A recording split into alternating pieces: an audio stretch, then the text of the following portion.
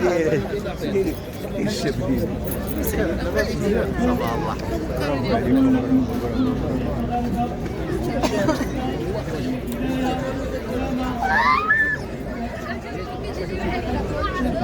الأقصى.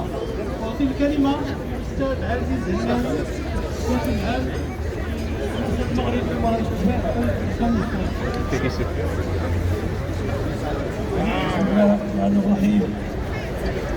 والصلاة والسلام لكملنا كملان على سيد المرسلين وإمام المجاهدين محمد بن عبد الله وعلى آله وصحبه ومن والاه.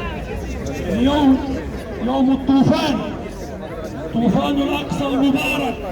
هذا الأقصى الذي طالما أن تحت أقدام دنس صهيون، هذا الأقصى المبارك الذي طالما انتظر مثل هذا اليوم قبل 75 عاما، هذا الأقصى المبارك الذي خذله حكام العرب وأنظمة التطبيع الخياني، هذا الأقصى المبارك الذي آمنت به جماهير الأمة وآمنت به فصائل المقاومة وآمن به شباب المقاومة.